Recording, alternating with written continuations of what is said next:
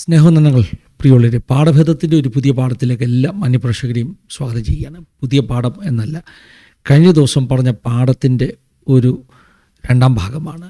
ബാബു ചെറിയാൻ പാസ്റ്ററുടെ പ്രസംഗം, കുമ്പനാട് കൺവെൻഷന് അദ്ദേഹം ചെയ്ത പ്രസംഗം അനുഗ്രഹിക്കപ്പെട്ട ഒരു മെസ്സേജായിരുന്നു. എന്നാൽ അദ്ദേഹം ആ പ്രസംഗത്തിൽ പറഞ്ഞ ഒന്ന് രണ്ട് വാചകങ്ങളെ ചുറ്റിപ്പറ്റി ഈ പെന്തക്കോസ്റ്റൽ സമൂഹവും പുറത്തുള്ളവരും ഒക്കെ വലിയ വിവാദങ്ങളുണ്ടാക്കി.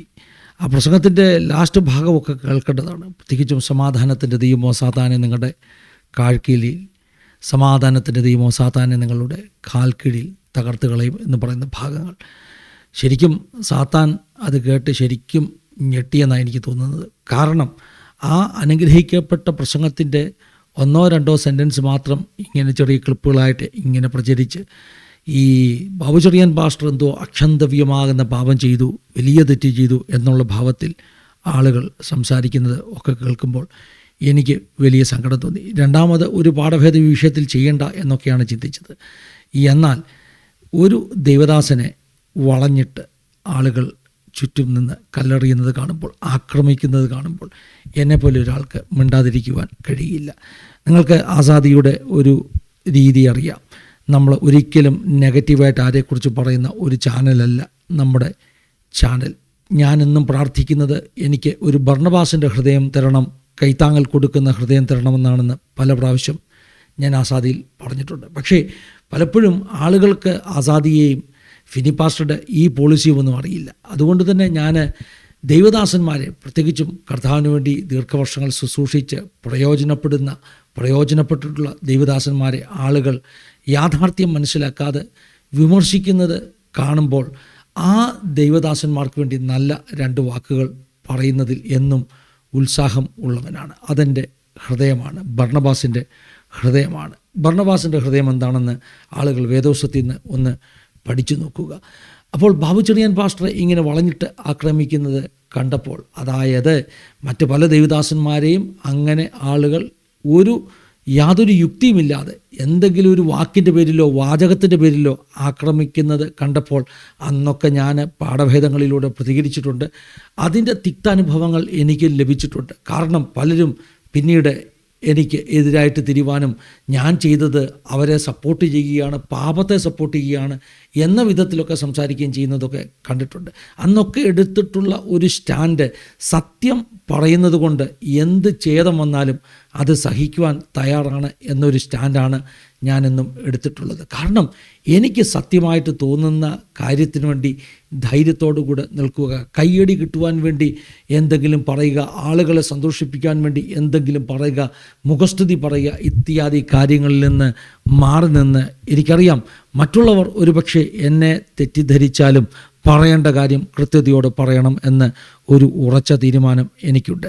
ഞാൻ ഈ ബാബു ചെറിയാൻ പാസ്റ്ററുടെ വീഡിയോ ചെയ്ത ശേഷം നമ്മുടെ ആസാദിയുടെ ആ പാഠഭേദത്തിൻ്റെ കമൻറ്റുകൾ ഞാൻ ശ്രദ്ധിച്ചു. ഒത്തിരി നെഗറ്റീവ് കമൻറ്റ് വരുന്നത് എനിക്ക് അത്ഭുതപ്പെടുത്തി. കാരണം അങ്ങനെ നെഗറ്റീവ് കമൻറ്റ് വരത്തക്കവണ്ണം ഞാൻ ഈ പറഞ്ഞതുപോലെ ക്ഷമിക്കപ്പെടാത്ത അൺപാർഡനബിൾ സിന്ന് ഒന്നും ബാബു ചെറിയാൻ്റെ പ്രസംഗത്തിൽ എനിക്ക് കാണാൻ പറ്റിയിട്ടില്ല എന്നുള്ളതാണ് സത്യം. അതുകൊണ്ട് തന്നെ ഞാൻ ബാബു ചെറിയാൻ പാസ്റ്റർ കുമ്പനാട് കൺവെൻഷൻ്റെ വീഡിയോ ആദ്യോടന്തം 1 അല്ല 3 or 4 പ്രാവശ്യം കേട്ടു. ഇനി ഞാൻ കേട്ടതിൻ്റെ എന്തെങ്കിലും തെറ്റാണോ എന്ന് അറിയാൻ. അപ്പോൾ എനിക്ക് മനസ്സിലായി, അദ്ദേഹം പറഞ്ഞ ഒറ്റ വാചകത്തെ കട്ട് ചെയ്തെടുത്തുകൊണ്ട് അതിനെ വിവിധ രീതിയിൽ ആളുകൾ ഉപയോഗിച്ചതാണ് പ്രശ്നമായി തീർന്നത്. അതുകൊണ്ട് തന്നെ എനിക്ക് തോന്നി, സാധാരണ മറ്റ് ചാനലുകളുടെ വീഡിയോ നമ്മൾ അധികം കോപ്പി ചെയ്തിടാറില്ല. 1-2 മിനിറ്റൊക്കെ ഒരു പോയിൻ്റ് പറയാൻ വേണ്ടി മാത്രം നമ്മൾ കാണിക്കാറേ അത് ഫെയർ യൂസ് പോളിസി അനുസരിച്ച് ശരിയാണ്. പക്ഷേ ഈ പ്രാവശ്യം ഹാർവെസ്റ്റ് USA ആ ഒരു വീഡിയോ ഞാൻ പലവരെ കണ്ട ആ ഒരു വീഡിയോയുടെ അല്പസമയങ്ങൾ ബാബു ചെറിയാൻ പാസ്റ്റർ എന്താണ് ശരിക്കും പ്രസംഗിച്ചതെന്ന് ആളുകൾ കാണാൻ വേണ്ടി നിങ്ങൾക്കൊന്ന് ഇട്ടുതരികയാണ്. ഇത് കണ്ട ശേഷം ഞാൻ ചില കമൻറ്റുകൾ പറയുന്നുണ്ട്. അതായത് എന്താണ് അദ്ദേഹം സംസാരിച്ചത്, എന്തുകൊണ്ടാണ് ബാബു ചെറിയാൻ പാസ്റ്ററെ ഇങ്ങനെ ആളുകൾ ആക്രമിക്കുന്നത് എന്ന് എനിക്ക് ഒന്നുകൂടെ ഒന്ന് പറയുവാനുണ്ട്. അതുകൊണ്ടാണ് ഈ പാഠഭാഗം ചെയ്യുന്നത്. ഞാൻ പറഞ്ഞാൽ ഒത്തിരി നെഗറ്റീവ് കമൻസ് കണ്ടു. ഈ നെഗറ്റീവ് കമൻസ് കണ്ടപ്പോൾ തന്നെ ഞാൻ ഈ നെഗറ്റീവ് കമൻറ്റ് ഇട്ടവരെ ചെക്ക് ചെയ്തു. അവരിൽ ചിലർ ആദ്യമായിട്ട് ആസാദിയിൽ കമൻ്റ് ഇടുന്നവരാണ്. ഞാൻ ഈ പറഞ്ഞതുപോലെ ഞാൻ അവരെ കുറ്റപ്പെടുത്തുകയില്ല. എവിടെയോ ഒരു വീഡിയോ ക്ലിപ്പ്, ഒരു സെൻറ്റൻസിൻ്റെ ക്ലിപ്പ് അവർ കണ്ടു. ബാബു ചെറിയാൻ പാസ്റ്റർ നിയമസഭയിൽ നമുക്ക് വേണ്ടി സംസാരിക്കാൻ ആൾ വേണമെന്ന് പറയുന്ന ആ ഒറ്റ സെൻറ്റൻസ് മാത്രം, ആ ക്ലിപ്പ് മാത്രം കണ്ടവർ, അവർക്ക് വലിയ പരിഭ്രമമായി ബാബു ചെറിയാൻ പാസ്റ്റർ പെന്തക്കോസ്തുകാരെ രാഷ്ട്രീയത്തിലേക്ക് നയിക്കുന്നു എന്ന തെറ്റിദ്ധാരണ ഉണ്ടായതുകൊണ്ട് അവർ ശുദ്ധഹൃദയരാണ്.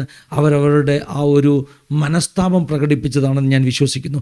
രണ്ടാമത് നെഗറ്റീവ് കമൻ്റ് ഇട്ടവർ സ്ഥിരമായി ആസാദിയുടെ ഓരോ വീഡിയോയുടെയും താഴെ നെഗറ്റീവ് കമൻ്റ് ഇടുന്നവരാണ്. അവർക്ക് ബാബു ചെറിയാൻ പാസ്റ്റർ ഒന്നുമല്ല പ്രശ്നം, അവർക്ക് പെന്തക്കോസ്താണ് പ്രശ്നം. പെന്തക്കോസ്ത് ആശയങ്ങൾക്ക് വേണ്ടി നിൽക്കുന്ന ഒരു ചാനൽ എന്ന നിലയിൽ എല്ലാ വീഡിയോയ്ക്ക് താഴെയും അവർ കമൻറ്റുകളിടും. ഞങ്ങളുടെ ഒരു അനാലിറ്റിക്കൽ ഡേറ്റയുണ്ട്. അതായത് യൂട്യൂബ് ഉപയോഗിക്കുന്നവർക്കറിയാം, നമ്മൾ അപ്ലോഡ് ചെയ്യുന്ന എല്ലാ വീഡിയോകളുടെയും അനാലിസിസ് ചെയ്യുന്ന ഒരു ഡേറ്റ നമുക്കുണ്ട്. ആ ഡേറ്റയ്ക്കകത്ത് നോക്കിയാൽ നമുക്ക് മനസ്സിലാകും ഒരു വ്യക്തി നമ്മുടെ ചാനലിൽ ഏതൊക്കെ കമൻ്റ് ഇട്ടിട്ടുണ്ട്, എത്ര കമൻ്റ് ഇട്ടിട്ടുണ്ട്, ഏതൊക്കെ കമൻ്റാണ് ഇട്ടിരിക്കുന്നത്. ഞാൻ എൻ്റെ അനലിറ്റിക്കൽ ഡേറ്റയിൽ നോക്കിക്കഴിഞ്ഞപ്പോൾ എനിക്ക് മനസ്സിലായി നെഗറ്റീവ് കമൻ്റ് ഇട്ടവരിൽ നല്ല ഒരു പങ്കും എല്ലാ വീഡിയോയുടെ താഴെയും എന്തെങ്കിലുമൊക്കെ പെന്തക്കോസ്റ്റുകാർക്കെതിരെ നെഗറ്റീവ് കമൻ്റ് ഇടുന്ന ആളുകളാണ്. അവരോട് ക്ഷമിച്ചിരിക്കുന്നു. കാരണം അവർക്ക് അങ്ങനെയല്ലാതെ പറവാൻ കഴിയുമോ? പെന്തക്കോസ്റ്റുകാരെ അടിക്കാൻ ഒരു വടി കിട്ടിയപ്പോൾ അത് നന്നായിട്ട് അങ്ങ് ഉപയോഗിക്കുന്നു എന്നല്ലാതെ അതിൽ കൂടുതൽ കാര്യമൊന്നുമില്ല. ഞാൻ ശരിക്കും നോക്കി, എനിക്ക് അത്ഭുതം തോന്നി. ഇത്ര ആളുകൾ ഈ ഒരു വാക്കിനെ പിടിച്ച് ആ ദൈവദാസനെ പതിറ്റാണ്ടുകൾ നല്ല വിശ്വസ്തയോടെ നമ്മുടെ മലയാളക്കരയിൽ പ്രസംഗിച്ച ദൈവദാസനെ ഇത്രയധികം ആളുകൾ എതിർക്കുന്നതിൻ്റെ കാരണം എന്താണ്? അപ്പോൾ എൻ്റെ വീഡിയോയ്ക്ക് കിട്ടിയ ലൈക്കും ഡിസ്ലൈക്കും ഞാൻ നോക്കി. അതാണ് ശരിക്കും ഒരു മാനദണ്ഡം. എത്ര പേർ എതിർക്കുന്നു ഈ വീഡിയോ എന്നറിയാൻ വേണ്ടി ഞാൻ നോക്കി. എനിക്ക് മനസ്സിലാക്കിയത് എന്താണെന്നറിയാമോ? ഈ വീഡിയോയുടെ 82% ആളുകളും ഞാൻ പറഞ്ഞ ആ സത്യത്തെ പിന്താങ്ങിയിരിക്കുകയാണ്. അവരതിനെ ലൈക്ക് ചെയ്തിരിക്കുകയാണ്.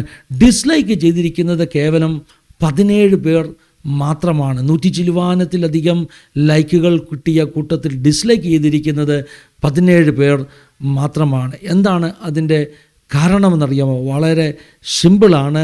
ഇവിടെ ബാബു ചെറിയാൻ പാസ്റ്ററുടെ ആ ഒരു മെസ്സേജ് പൂർണ്ണമായിട്ട് കേൾക്കാത്തവർ, അതെന്താണെന്ന് മനസ്സിലാക്കാത്തവരാണ് ഈ പറഞ്ഞതുപോലെ വലിയ വിമർശനമായി വരുന്നത്. അല്ല എങ്കിൽ വ്യക്തിപരമായി അദ്ദേഹത്തിൻ്റെ ആശയങ്ങളോട് പണ്ട് മുതലേ എതിരുള്ള ആളുകളുണ്ടാകാം. അവരായിരിക്കാം ഈ വീഡിയോയുടെ താഴെ നെഗറ്റീവ് കമൻ്റ് ഇട്ടതെന്ന് ഞാൻ മനസ്സിലാക്കുന്നു. ഞാൻ കുറേ കാര്യങ്ങൾ കൂടെ പറയുന്നുണ്ട്. നിങ്ങൾ ഈ വീഡിയോ ദയവായിട്ടൊന്ന് കണ്ടാട്ട് അതിനുശേഷം നമുക്ക് പിന്നെയും സംസാരിക്കാം. അമേരിക്കയിലെ ചെറുപ്പക്കാർ ബൈബിൾ വായിക്കാൻ തുടങ്ങിയിരിക്കുന്നു. തീർന്നില്ല. നാലാമത്തെ കാര്യം, Charlie Kirk. He's A politician. He was A politician. ഈ പൊളിറ്റീഷ്യന്മാരെ നിങ്ങൾ പെട്ടെന്ന് പിടിച്ച് ഉപദേശിമാരാക്കരുത്. എനിക്കൊരു അപേക്ഷയുണ്ട്. അവരെങ്ങാനും ഒരു യോഗത്തിന് വരും, പിന്നെ അവരുടെ പ്രസംഗമായി ഇന്ന് വളരെ സന്തോഷം തോന്നി എനിക്ക്. ഇച്ചിരിച്ച് പ്രസംഗിക്കും, പക്ഷേ നമുക്ക് വേണ്ടത് അവർ പൊളിറ്റീഷ്യൻസായിട്ട് നിൽക്കണം. ഉപദേശിമാരിവിടെ ഇല്ലാഞ്ഞിട്ടാണോ? പ്രസംഗിക്കാൻ ഇപ്പം പറഞ്ഞാൽ ഒരു മുന്നറിയിപ്പ് ഇല്ലാതെ പറഞ്ഞാൽ പ്രസംഗിക്കാൻ 150 പേര് ഇവിടെ റെഡിയാണ്. എന്നെപ്പോലെയുള്ളവർക്കൊക്കെ ഒരു അവസരം കിട്ടുന്നു പറയുന്നത് IPCയിലെ ഒരു പ്രത്യേക ഗുണമാണെന്നാണ് എൻ്റെ അഭിപ്രായം. അത് ഞാൻ പറഞ്ഞില്ല, പിന്നെ ആരാ പറയുന്നത്? എൻ്റെ അപ്പനോ ചേട്ടനോ അനിയനോ അളിയനോ അമ്മായിയപ്പനോ ആരും ഈ പ്രസ്ഥാനത്തിന് വേണ്ടി ഒന്നും ചെയ്തിട്ടില്ല. ഇപ്പോൾ ഈ സ്റ്റേജിലിരിക്കുന്ന മിക്കവാറും പേരുടെ പിതാക്കന്മാർ ഇതിന് സ്ഥലം കൊടുത്തവരും പട്ടിണി കിടന്നവരും ഒക്കെയാണ്. ഈ വകയൊന്നും എനിക്ക് പറയാനില്ല. പിന്നെ സംഭാവന, ഈ സ്തോത്രകാഴ്ച ഇടുന്നതും പിന്നെ വല്ലോ കിട്ടുന്നതനുസരിച്ച് ഒരു ചെറിയ സംഭാവനയെ കൂടുതലൊന്നും ഇതിന് കൊടുത്തിട്ടില്ല. ഇങ്ങനെയൊക്കെ പറയുന്നത് എന്നാണെന്നറിയോ? ഒരു പ്രാവശ്യം ശനിയാഴ്ച പ്രസംഗിച്ച് ഇറങ്ങിയപ്പോൾ ഇവിടെ നിന്നൊരാൾ ചോദിക്കുക, ഇതെങ്ങനെ ഒപ്പിച്ചെന്ന്. ഒപ്പീരറിയില്ല. ഒപ്പിക്കുന്നവരങ്ങനെയല്ലേ ചിന്തിക്കുകയുള്ളൂ. ക്ഷമിക്കണം, ഒന്നും നെഗറ്റീവ് പറയരുതെന്ന് വിചാരിച്ചതാണ്, അറിയാതെ പറഞ്ഞു പോയി, ക്ഷമിക്കണം. Praise the Lord. എന്നെപ്പോലെ ഒരാളെ അവഗണിച്ചാലോ ആരും ചോദിക്കുകയില്ല. പക്ഷെ IPCക്ക് ഇങ്ങനൊരു നന്മയുണ്ട്. ശുശ്രൂഷയുള്ളവരെ മനഃപൂർവ്വം അവഗണിക്കാത്ത ഒരു കൂട്ടായ്മയാണിത്. എന്ന് എൻ്റെ അനുഭവത്തിൽ നിന്ന് എനിക്ക് പറയാൻ പറ്റും, മറ്റുള്ളവരുടെ എനിക്ക് അറിഞ്ഞുകൂടാ. അതുകൊണ്ട് ഞാൻ പറയുന്നു, രാഷ്ട്രീയക്കാരെ നമുക്ക് കിട്ടുകയാണെങ്കിൽ അവർ MLA ആയിട്ട് തുടരണം, അവർ മന്ത്രിയാകണം. അവരെ കൊണ്ട് സഭയ്ക്ക് നാളെ പ്രയോജനം വരട്ടെ. അവരെ പെട്ടെന്ന് ഉപദേശിമാരാക്കരുത്. മനസ്സിലാക്കാണോ എന്ന് വിചാരിക്കുന്നു. നമ്മുടെ ചില ലീഡേഴ്സിനെയൊക്കെ സോഷ്യൽ മീഡിയയിൽ ഇപ്പോൾ ഉപദേശി എന്നാണ് വിളിക്കുന്നത്. അതുകൊണ്ട് നമുക്കൊരു സന്തോഷം വരുമെന്നേ ഉള്ളൂ. നമുക്ക് വിചാരിച്ച കാര്യം നടക്കുകയില്ല. നാളെ നമുക്കൊരു സെമിത്തേരിയുടെ ആവശ്യം വരുമ്പോൾ ഉപദേശിമാർ വിചാരിച്ചാൽ നടക്കുകയാണെന്ന് ഇവിടെ തെളിഞ്ഞല്ലോ. അതുകൊണ്ട് തെരഞ്ഞെടുപ്പ് വരിക. പെന്തക്കോസ്ത് എന്ന വിഭാഗത്തിന് വേണ്ടി സംസാരിക്കാൻ ചിലർ നമ്മുടെ അസംബ്ലിയിൽ ഉണ്ടാകാൻ നിങ്ങൾ പ്രാർത്ഥിക്കണം. യെസ്, പ്രാർത്ഥിക്കണം. പഞ്ചായത്ത്, കോർപ്പറേഷൻ, മുനിസിപ്പാലിറ്റി തെരഞ്ഞെടുപ്പുകളിൽ പലരും ഇങ്ങനെയൊരു സമൂഹം ഇവിടെ ഉണ്ടെന്ന് തെളിയിച്ചല്ലോ. അറിവുള്ള രാഷ്ട്രീയക്കാർ പറഞ്ഞത് തൃശ്ശൂർ മുതൽ തിരുവനന്തപുരം വരെ ഇനിയുള്ള കാലത്ത് ജയം തീരുമാനിക്കുന്നത് പെന്തിക്കോസ്തുകാരാണ്. നമുക്കിതൊന്നും അറിയില്ല. രാഷ്ട്രീയക്കാർ ഇതിൻ്റെയൊക്കെ കണക്കെടുക്കുന്നുണ്ട്.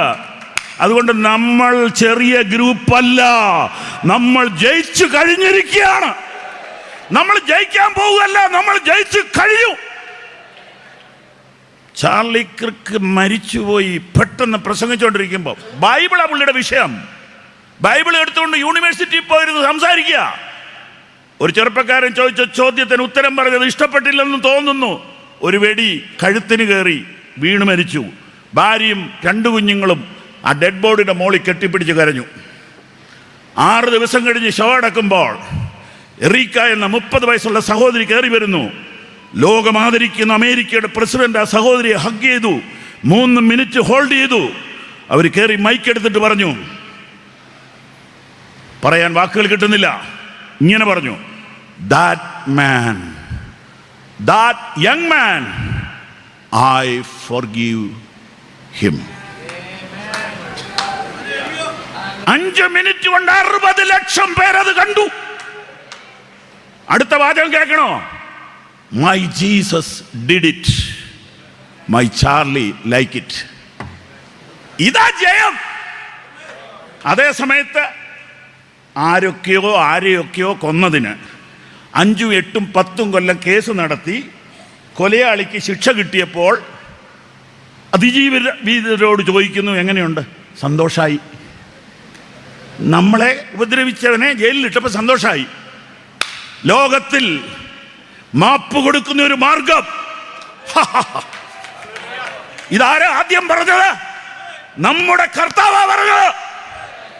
പിതാവേ, ഇവരോട് ക്ഷമിക്കണമേ. നിങ്ങൾക്കറിയാമോ, അവനെ ക്രൂശിച്ച ഗ്രൂപ്പിന്റെ കാര്യമാണ് പറഞ്ഞേ. ആ ഗ്രൂപ്പിൽ നിന്നാ 3000 പേര് ശാനപ്പെട്ടത്. സംശയമുണ്ടോ? പത്രോസിന്റെ പ്രസംഗം ശ്രദ്ധിച്ചു നോക്കിയേ. നിങ്ങൾ ക്രൂശിച്ച ഈ യേശു. അപ്പോൾ ആ ക്ഷമയുടെ പ്രാർത്ഥന അവരുടെ കരളലിയിപ്പിച്ചു. പത്രോസിന്റെ ശുശ്രൂഷയിൽ അവർ സ്നാനക്കുളത്തിൽ ഇറങ്ങി.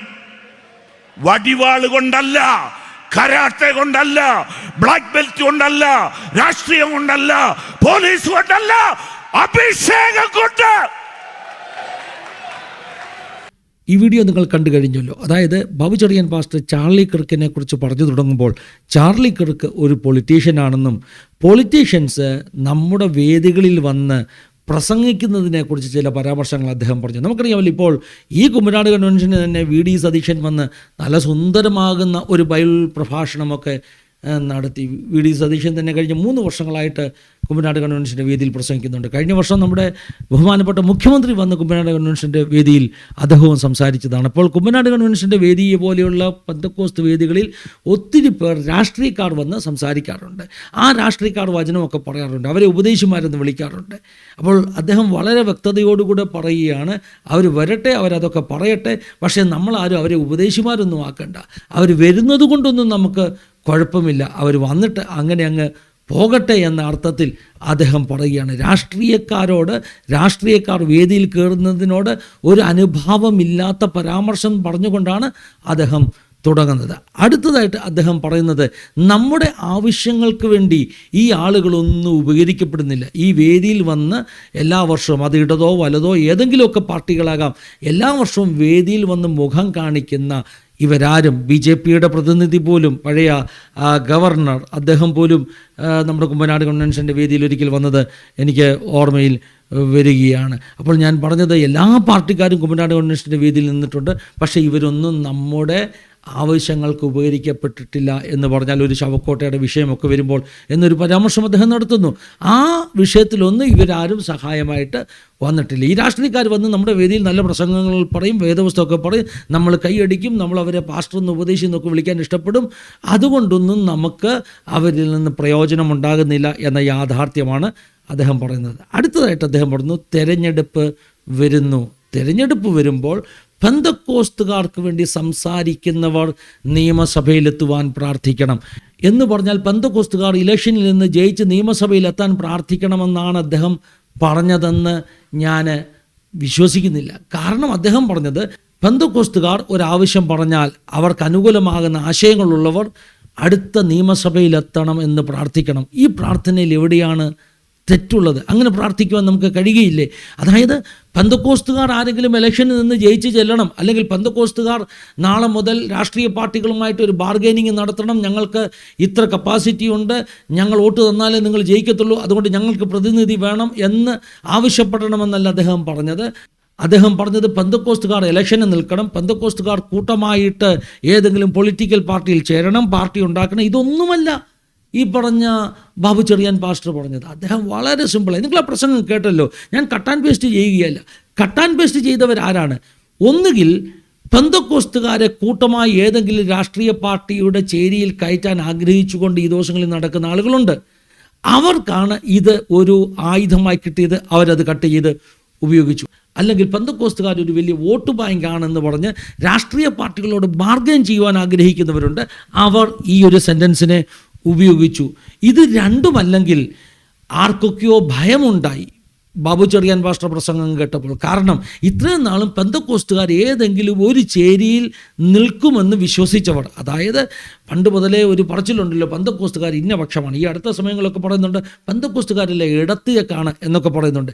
ഇങ്ങനെ പറയുന്നവർക്ക്, ഇങ്ങനെ അവകാശവാദം ഉന്നയിക്കുന്നവർക്ക് അത് വലതുമാകാം ഇടതുമാകാം, അവർക്കൊരു ഭയം തെറ്റി. പെന്തക്കോസ്തുകാർ അവർ പണ്ടത്തെ പോലൊന്നും ഏതെങ്കിലും ഒരു ചേരിയിലേക്ക് അങ്ങനെ അവരെ കൂട്ടമായി കയറ്റാൻ പറ്റത്തില്ല. അവർ ചിന്തിക്കാൻ തുടങ്ങിയിരിക്കുന്നു. അവരുടെ സമ്മതിദാന അവകാശം അവരുടെ ആശയപരമായി യോജിപ്പുള്ള പാർട്ടികൾക്ക് മാത്രമേ കൊടുക്കത്തുള്ളൂ എന്ന് അവരുടെ കൺവെൻഷൻ വേദിയിൽ പറഞ്ഞിരിക്കുന്നുവെന്ന് ഭയമുണ്ടായ ചിലരുണ്ട്. അതിനകത്ത് ഇടതും വലതും ഒക്കെ ഉണ്ടാകാം കേട്ടോ. അവർക്കൊക്കെ ഭയമുണ്ടായി. പണ്ടത്തെ പോലെ പെന്തക്കോസ്തുകാരെ കളിപ്പിക്കാൻ പറ്റത്തില്ല എന്ന ഒരു ഭയമുണ്ടായി. നമ്മുടെ വോട്ട്, നമ്മുടെ സംവിധാന അവകാശം നമ്മുടെ ആശയങ്ങളുമായി നിരക്കുന്നവർക്ക് നാം കൊടുക്കണം, അത് സത്യമാണ്. അങ്ങനെയുള്ളവർ ജയിക്കുവാൻ വേണ്ടി പ്രാർത്ഥിക്കണം. ബാബു ചെറിയാൻ പാസ്റ്റർ പറഞ്ഞത് 100% ശരിയാണ്. എൻ്റെ കയ്യിൽ നിങ്ങൾക്ക് കാണാമോ എന്നറിയത്തില്ല, ഞാൻ കഴിഞ്ഞ 3 ദിവസം മുമ്പ് വോട്ട് ചെയ്തതാണ്. പക്ഷേ അൺഫോർച്ചുനേറ്റ്ലി ഇപ്രാവശ്യം മഹാരാഷ്ട്രയിലെ ഈ ലോക്കൽ ബോഡി ഇലക്ഷൻ വന്ന ഒരു വലിയ പ്രശ്നം എന്ന് പറഞ്ഞാൽ അത് മാഞ്ഞു പോയി കേട്ടോ. പ്രശ്നം എന്ന് പറഞ്ഞാൽ ഇവിടെ ഈ വോട്ട് അടയാളപ്പെടുത്തുന്ന ആ ഒരു ഇങ്ക് ഉപയോഗിച്ചത്, ഒരു മാർക്കർ പെന്നാണ് ഉപയോഗിച്ച് മണിക്കൂറുകൾക്കാകുമ്പോൾ എല്ലാവരുടെയും കയ്യിൽ നിന്ന് മാഞ്ഞു പോയി. അത് വലിയൊരു വിവാദം ഇപ്പം മഹാരാഷ്ട്രയിൽ. പോകട്ടെ, അതല്ല നമ്മുടെ വിഷയം. ഞാൻ കഴിഞ്ഞ ദിവസം വോട്ട് ചെയ്തപ്പോൾ ഞാൻ പറഞ്ഞു, ഞാൻ നോട്ടയ്ക്കാണ് വോട്ട് കൊടുത്തത്. കാരണം 2 കാൻഡിഡേറ്റ്സ് മാത്രമേ എനിക്ക് വോട്ട് കൊടുക്കാനുള്ള മിഷനിൽ ഞാൻ കണ്ടുള്ളൂ. ആ 2 കാൻഡിഡേറ്റ്സും എൻ്റെ ആശയങ്ങൾക്കെതിരുള്ളവരായതുകൊണ്ട് ഞാൻ വോട്ട് ചെയ്തില്ല. പെന്തക്കോസ്തുകാരനായതുകൊണ്ട് എന്നെ കബളിപ്പിക്കാമെന്നോ, പെന്തക്കോസ്തുകാരനായതുകൊണ്ട് എന്നെക്കൊണ്ട് ആർക്കെങ്കിലും വോട്ട് ചെയ്യിക്കാമെന്നോ ഒന്നും ആരും വ്യാമോഹിക്കേണ്ട. എനിക്ക് എൻ്റേതാകുന്ന ആശയങ്ങളുണ്ട്. എൻ്റെ ആശയങ്ങൾ, എൻ്റെ വിശ്വാസം, അതിന് എതിരായിട്ട് നിൽക്കുന്നവർക്ക് ഞാനെങ്ങനെ വോട്ട് കൊടുക്കുന്നത്? അതുകൊണ്ട് അങ്ങനെയുള്ളവർ ജയിക്കരുത്. എൻ്റെ വിശ്വാസത്തിനും ഇന്ത്യ എന്ന രാജ്യത്തിൻ്റെ, എൻ്റെ സംസ്ഥാനത്തിൻ്റെ മേന്മയ്ക്ക് വേണ്ടി പ്രവർത്തിക്കുന്നവർ, ഒരു മതേതരത്വ, ഒരു സെക്കുലർ രാജ്യത്തിൻ്റെ ആശയങ്ങൾക്ക് വേണ്ടി നിൽക്കുന്നവർ, അവരെ ജയിക്കാവുള്ളെന്ന് ഞാൻ പ്രാർത്ഥിക്കും. എന്നും ഞാൻ പ്രാർത്ഥിക്കും. നമ്മുടെ ഇലക്ഷനൊക്കെ നമ്മൾ പ്രാർത്ഥിക്കാറില്ലേ, കർത്താവെ ഇന്ത്യയിൽ സുവിശേഷത്തിന് അനുകൂലമായൊരു ഭരണം വരണമെന്ന്? അങ്ങനെ പ്രാർത്ഥിക്കാൻ നിങ്ങൾക്ക് എങ്ങനെ കഴിയുന്നു? ബാബു ചെറിയാനെ എതിർക്കുന്നവരോടുള്ള എൻ്റെ ചോദ്യമാണ്, എങ്ങനെ നിങ്ങൾക്ക് പ്രാർത്ഥിക്കുവാൻ കഴിയുന്നു? സുവിശേഷത്തിന് അനുകൂലമായൊരു ഭരണം ഇന്ത്യയിൽ വരണമെന്ന് മുട്ടുകുത്തി ഉപവസിച്ച് പ്രാർത്ഥിക്കാറില്ലേ? അപ്പോൾ നിങ്ങൾ കാണിക്കുന്നത് ഒരു കാപട്യമല്ലേ? ഇന്ത്യയിൽ സുവിശേഷത്തിന് അനുകൂലമായ ഒരു ഭരണം വരണമെന്ന് പ്രാർത്ഥിക്കുമ്പോൾ, ഇന്ത്യയിൽ സമാധാനമുള്ള ഒരു ഭരണം വരണമെന്ന് പ്രാർത്ഥിക്കുമ്പോൾ അതിൻ്റെ അർത്ഥം ഏതെങ്കിലും ഒരു രാഷ്ട്രീയ ചേരിയിലേക്ക് നമ്മൾ ചേർന്നെന്നോ മാറിയെന്നോ അല്ല. നമ്മുടെ സമൂഹത്തിന് സമാധാനത്തോടെ ജീവിക്കാൻ കഴിയുന്ന ഒരു ഭരണം രാജ്യത്ത് ദേശത്തുണ്ടാകണമെന്ന് പ്രാർത്ഥിക്കണം. അങ്ങനെ പ്രാർത്ഥിക്കണമെന്നാണ് ബാബു ചെറിയാൻ പാസ്റ്റർ പറഞ്ഞത്. അതുകൊണ്ട് തെരഞ്ഞെടുപ്പ് വരിക, പെന്തക്കോസ്ത് എന്ന വിഭാഗത്തിന് വേണ്ടി സംസാരിക്കാൻ ചിലർ നമ്മുടെ അസംബ്ലിയിൽ ഉണ്ടാകാൻ നിങ്ങൾ പ്രാർത്ഥിക്കണം. യെസ്, പ്രാർത്ഥിക്കണം.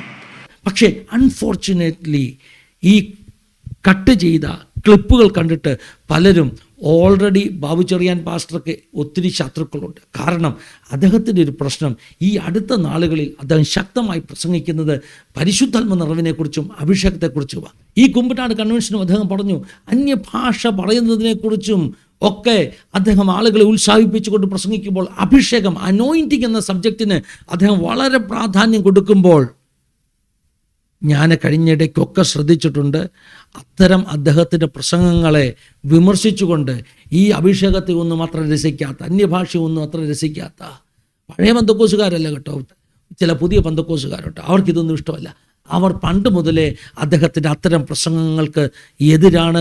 അതുകൊണ്ട് അവർക്ക് ബാബു ചെറിയാൻ പാസ്റ്റർ പ്രസംഗിക്കുന്ന ആ ഒരു ഡോക്ട്രിനെ പണ്ടേ എതിരുള്ളതുപോലെ ഇന്ന് അവർക്കൊരവസരം കിട്ടി. അദ്ദേഹത്തിൻ്റെ പ്രസംഗത്തിൽ വന്ന ഒരു വാചകം, ആ വാചകം മാത്രം കട്ട് ചെയ്തെടുത്ത് കേൾപ്പിച്ചാൽ ഇത് അപകടകരമായ ഒരു സ്റ്റേറ്റ്മെൻറ്റാണ് എന്ന് തോന്നത്തക്കവണ്ണം പ്രചരിപ്പിച്ചു. ഇത് വളരെ പർപ്പസ്ഫുള്ളി ചെയ്തതാണെന്ന് ഞാൻ വിശ്വസിച്ചാൽ നിങ്ങൾക്കെന്നെ കുറ്റം പറവാൻ കഴിയില്ല. ഇനി മറ്റൊരു വീഡിയോ ക്ലിപ്പ്, അതൊരു സെക്കുലർ മാധ്യമത്തിൽ വന്ന വീഡിയോ ക്ലിപ്പാണ്. ആ വീഡിയോ ക്ലിപ്പ് സെക്കുലർ മാധ്യമത്തിൽ വന്നൊരു വാർത്ത, അവർ ആ വാർത്ത ഇപ്രകാരം ഈ ഒറ്റ സെൻറ്റൻസ് എടുത്ത് വെച്ചിട്ട് വളച്ചൊടിച്ചിരിക്കുകയാണ്: പെന്തക്കോസ്തുകാർ അടുത്ത ഇലക്ഷനിൽ ചേരി തിരിഞ്ഞ് പ്രവർത്തിക്കും എന്നുള്ള ആശയങ്ങൾ, അല്ലെങ്കിൽ പെന്തക്കോസ്തുകാർ ഇലക്ഷനിൽ കാൻഡിഡേറ്റ്സിനെ നിർത്തണമെന്ന് ആവശ്യപ്പെടുന്നു എന്ന തരത്തിൽ സെക്കുലർ മാധ്യമത്തിൽ വളച്ചൊടിച്ചു വന്നൊരു വാർത്ത. ഞാൻ പറഞ്ഞല്ലോ, ഞാൻ ഈ പ്രാവശ്യം ശ്രദ്ധിച്ചത് ആ വീഡിയോ നിങ്ങൾ കണ്ട ശേഷമേ ഞാൻ പറയുന്നത് നിങ്ങൾ കേൾക്കാൻ പാടുള്ളൂ. ബാബു ചെറിയാൻ പാസ്റ്റർ പറഞ്ഞില്ല നമ്മുടെ കൂട്ടത്തിൽ നിന്ന് ഒരാളെ ഇലക്ഷന് നിർത്തണം, പറഞ്ഞോ? ഇല്ല. ബാബു ചെറിയാൻ പാസ്റ്റർ പറഞ്ഞില്ല നമ്മുടെ കൂട്ടത്തിൽ നിന്ന് ചില ആളുകൾ ജയിക്കാൻ വേണ്ടി പ്രാർത്ഥിക്കണം, പറഞ്ഞോ? ഇല്ല. അദ്ദേഹം പറഞ്ഞു പെന്തക്കോസ്തിൻ്റെ ശബ്ദം നിയമസഭയിലെത്തുവാൻ വേണ്ടി ചിലർ നമുക്ക് വേണ്ടി സംസാരിക്കാൻ അവിടെ ഉണ്ടാകണം. അത് വി.ഡി. സതീശനാകാം, അത് പിണറായി വിജയനാകാം, അത് ഗണേഷ് കുമാറാകാം. ഇവരൊക്കെ പെന്തക്കോസ്തുകാർക്ക് വേണ്ടി സംസാരിക്കുന്നവരല്ലേ? അല്ല എങ്കിൽ നമ്മുടെ കുമ്പനാട് കൺവെൻഷന് ഒന്ന് പ്രസംഗിച്ച, എൻ്റെ ഓർമ്മ ശരിയാണെങ്കിൽ പഴയ ഗവർണർ ശ്രീധരൻ വക്കീൽ, അദ്ദേഹമാകാം. അവരൊക്കെ പെന്തക്കോസ്തുകാർക്ക് വേണ്ടി സംസാരിച്ചിട്ടില്ലേ? അവരൊക്കെ സംസാരിച്ചിട്ടുള്ളവരാണ്. അങ്ങനെയുള്ളവർ, അതായത് നമ്മുടെ ആശയങ്ങളോട് അനുഭാവം കാണിച്ച് നമ്മളോട് ശത്രുതാ മനോഭാവം കാണിക്കാത്തവർ, സുവിശേഷത്തിന് അനുകൂലമായ നിലപാടുകൾ എടുക്കുന്നവർ, മതേതരത്വ സ്വഭാവമുള്ളവർ, ഇന്ത്യയുടെ നാനാത്വത്തിൽ വൈവിധ്യമെന്ന ആ ഒരു നാം ഒക്കെ പ്രകീർത്തിക്കുന്ന ആ ഒരു ആശയത്തെ നിലനിർത്തുന്നവർ, അവർ ഇന്ത്യയിൽ, അവർ കേരളത്തിൽ, അവർ മഹാരാഷ്ട്രയിൽ അടുത്ത ഇലക്ഷന് ജയിക്കണമെന്ന് പ്രാർത്ഥിക്കാമെന്ന് പറയുന്നത് തെറ്റാണോ? അങ്ങനെ പ്രാർത്ഥിക്കുന്നത് തെറ്റാണെങ്കിൽ ഞാൻ നിങ്ങളെ ചലഞ്ച് ചെയ്യുകയാണ്. നിങ്ങൾക്കാർക്കും അർഹതയില്ല അടുത്ത ലോകസഭ ഇലക്ഷന് ഇന്ത്യയിൽ സുവിശേഷത്തിന് അനുകൂലമായ ഒരു ഭരണം വരണമെന്ന് പ്രാർത്ഥിക്കുവാൻ നമുക്ക് ആർക്കും അർഹതയില്ല. കാരണം ബാബു ചെറിയാൻ പാസ്റ്റർ അത്രമേ പറഞ്ഞുള്ളൂ, നമ്മുടെ ശബ്ദം അസംബ്ലിയിലെത്തുവാൻ ചിലർ വരേണ്ടതിന് നിങ്ങൾ പ്രാർത്ഥിക്കണം. അതിനർത്ഥം നമ്മുടെ ആൾക്കാർ വരണമെന്നല്ല.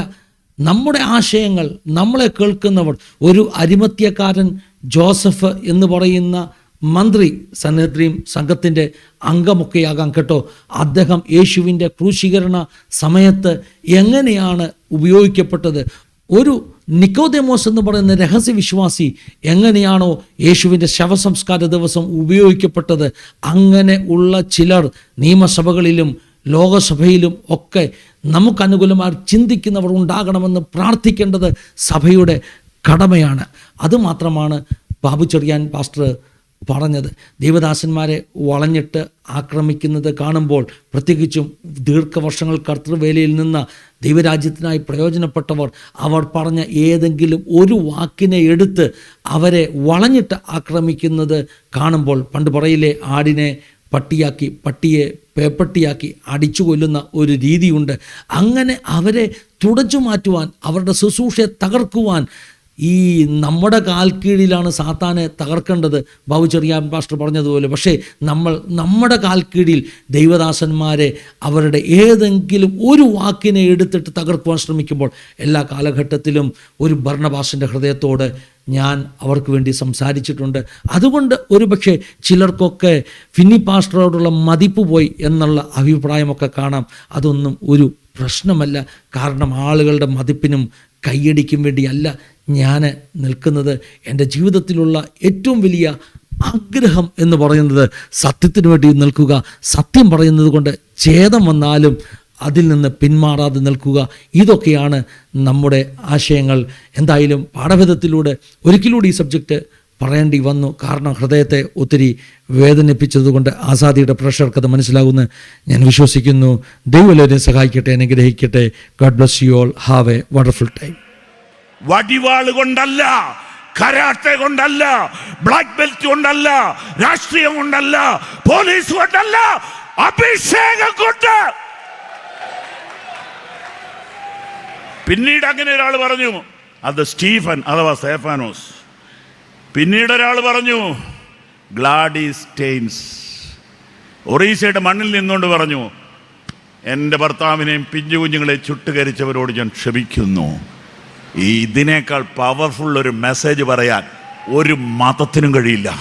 ഇതിനേക്കാൾ പവർഫുൾ ഒരു ദൂത് കൊടുക്കാൻ ആർക്കും കഴിയില്ല. ക്ഷമയാണ് നമ്മുടെ ശക്തി, സ്നേഹമാണ് നമ്മുടെ ആയുധം.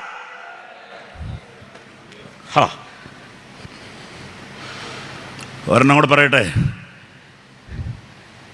ഇത് ജയത്തിൻ്റെ വർഷമാണ്.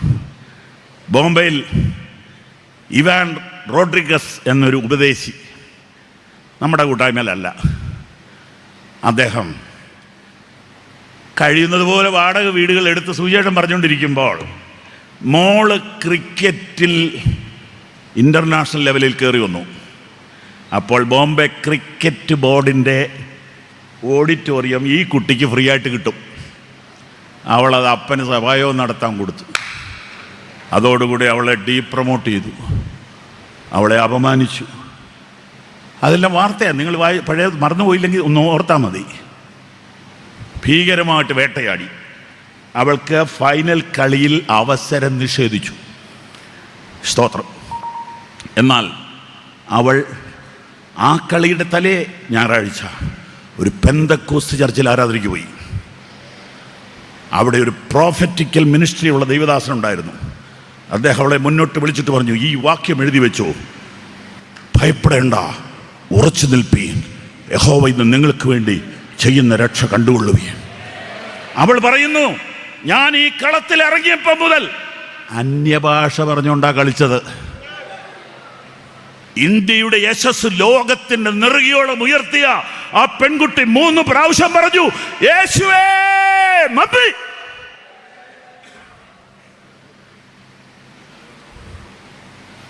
ഇത് ജയത്തിന്റെ വർഷമാണ്. ഇത് ജയത്തിന്റെ വർഷമാണ്. വിവിധ മതത്തിൽ നിന്ന്, വിവിധ ജാതിയിൽ നിന്ന്, വിവിധ വർഗത്തിൽ നിന്ന്, വിവിധ വർണ്ണത്തിൽ നിന്ന്, വിവിധ കൾച്ചറിൽ നിന്ന് നമുക്കൊന്നും ഇഷ്ടമില്ലാത്ത ഒത്തിരി പേര് കർത്താവിനെ ആരാധിക്കാൻ വേർതിരിക്കപ്പെട്ടുകൊണ്ടിരിക്കുന്നു.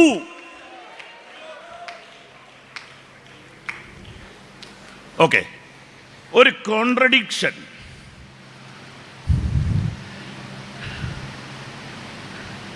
കൊലോസ്യർ 2:15 യേശു ജയിച്ചു.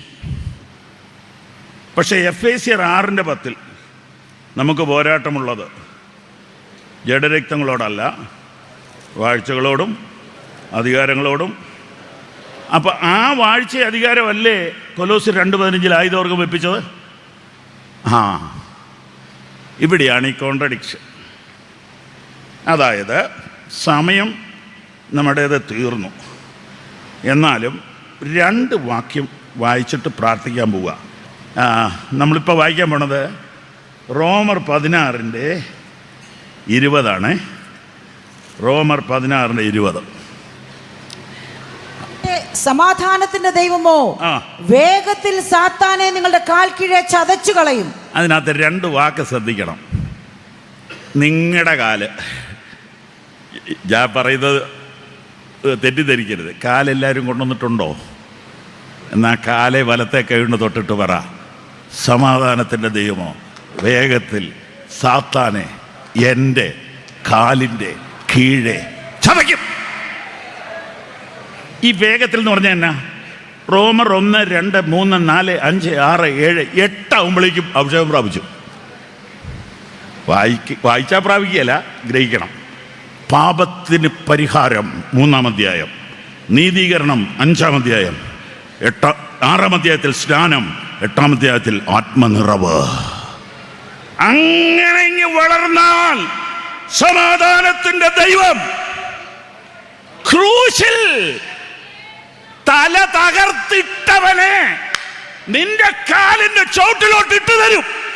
നീ വെറുതെ കാലെടുത്ത് വെച്ചാ മതി. ഇന്ന് രാത്രി ജയമാ. മനസ്സിലായോ? മനസ്സിലായോ? യോശുവയുടെ പുസ്തകം 10-ാം അധ്യായം. Thank you Jesus. ഇതിന് തുല്യമായൊരു വചനം കാണിക്കാനുണ്ട്. യോശുവയുടെ പുസ്തകം 10-ാം അധ്യായം. വായിക്കുന്നയാള് നന്നായി വായിക്കുന്നുണ്ടല്ലോ. 1:20 മുതൽ ഒന്ന് വായിച്ചാട്ടെ. അങ്ങനെ അവർ ഒടുങ്ങും വരെ യോശുവയും ഇസ്രായേൽ മക്കളും അവരിൽ ഒരു മഹാസംഹാരം നടത്തി കഴിഞ്ഞപ്പോൾ ശേഷിച്ചവർ ഉറപ്പുള്ള പട്ടണങ്ങളിൽ ശരണം പ്രാപിച്ചു. ജനമൊക്കെയും സമാധാനത്തോടെ മക്കേദായിലെ പാളയത്തിൽ യോശുവയുടെ അടുക്കൽ മടങ്ങി വന്നു. പെട്ടെന്ന് പോട്ടെ. ഇസ്രായേൽ മക്കളിൽ യാതൊരുത്തിന്റെയും നേരെ ആരും തന്റെ നാവ് അനക്കിയതുമില്ല. പിന്നെ യോശുവ ഗുഹയുടെ ദ്വാരത്തെ തുറന്ന് രാജാക്കന്മാർ 5 ഗുഹയിൽ നിന്ന് എന്റെ അടുക്കൽ പുറത്തു കൊണ്ടുവരുവീൻ എന്ന് പറഞ്ഞു. 5 രാജാക്കന്മാരെ പുറത്തോട്ട് കൊണ്ടുവരിക. വായിച്ചോ. അവർ അങ്ങനെ ചെയ്തു. യെരുശലേം രാജാവ്, ഹെബ്രോൻ ഒരു മിനിറ്റ് എല്ലാവരും ഒന്ന് ചേർന്ന് പറയണം. യെരുശലേം രാജാവ്, ഹെബ്രോൻ രാജാവ്, യമ്മൂത്ത് രാജാവ്, ലാക്കീഷ് രാജാവ്, എഗ്ലോൻ രാജാവ് എന്നീ 5 രാജാക്കന്മാരെയും ഗുഹയിൽ നിന്ന് അവൻ്റെ അടുക്കൽ കൊണ്ടുവന്നു. രാജാക്കന്മാരെ യോശുവയുടെ അടുക്കൽ കൊണ്ടുവന്നപ്പോൾ യോശുവ ഇസ്രായേൽ പുരുഷന്മാരെ ഒക്കെയും വിളിച്ചിട്ട് തന്നോട് കൂടെ പോയ പടജനത്തിന്റെ അധിപതിമാരോട്, അതായത് ജോഷുവയുടെ കൂടെ ഉറച്ചു നിന്ന സൈന്യാധിപന്മാരോട് അടുത്തു വന്ന് ഈ രാജാക്കന്മാരുടെ കഴുത്തിൽ കാൽ വെപ്പീൻ എന്ന് പറഞ്ഞു. കേട്ടോ, ഓൾറെഡി തോപ്പിച്ചിട്ടിരിക്കുക. എന്നിട്ട് സൈന്യാധിപന്മാർ പറയാം, നിങ്ങളുടെ കാല് ചുമ്മാ ഒന്ന് വെയ്യ, എന്നാലേ നിങ്ങൾക്കൊരു അഭിമാനമുള്ളൂ, നിങ്ങൾക്കൊരു ധൈര്യമുള്ളൂ. ഇന്ന് രാത്രി ഇവിടെ ഇരിക്കുന്ന ഏത് പാവപ്പെട്ട വിശ്വാസിക്കും പിശാചിന്റെ മേൽ അധികാരമുണ്ട്. നിന്റെ കാല് അവന്റെ മേൽ ചവിട്ടുന്ന രാത്രിയാണ് ഈ വ്യാഴാഴ്ച രാത്രി. ഓൺലൈനിൽ ഈ വചനം കേട്ടുകൊണ്ടിരിക്കുന്നവർ നിങ്ങളുടെ കാലെടുത്ത് നൃത്തം ചെയ്ത് ദൈവത്തെ സ്തുതിക്കണം.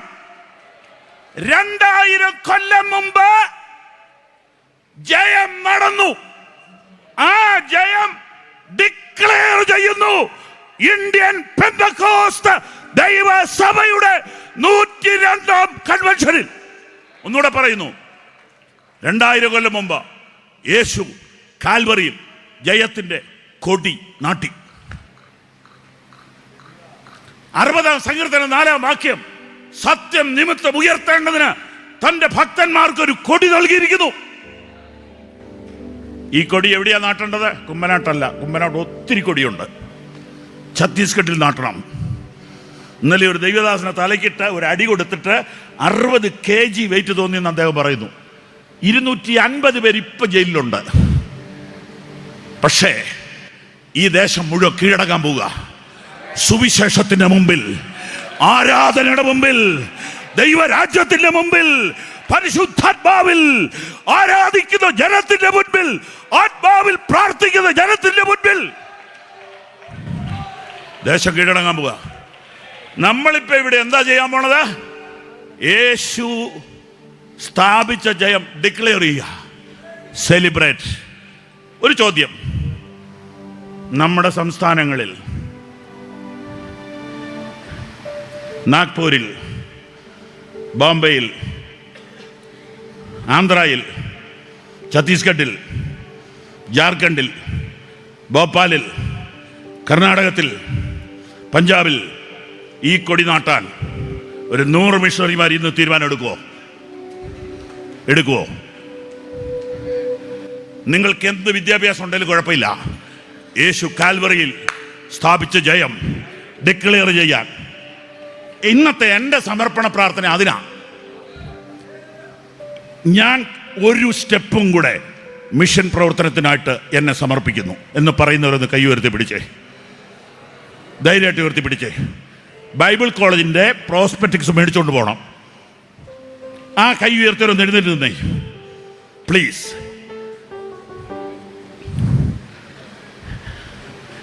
പിതാവേ, ഈ കൺവെൻഷന്റെ ഈ 5-ാം രാത്രിയിൽ ക്രൂശിന്റെ വിജയം ഡിക്ലെയർ ചെയ്യാനായിട്ട് കൈ ഉയർത്തി സമർപ്പിച്ച ഈ ജനത്തിന്റെ മേൽ അഭിഷേകത്തിന്റെ ഒരു കവിഞ്ഞൊഴുക്ക് ഇപ്പോൾ അയക്കണമേ. ഓൺലൈനിൽ കണ്ടുകൊണ്ടിരിക്കുന്നവർ ശരീരത്തിൽ അറിയത്തക്കവണ്ണം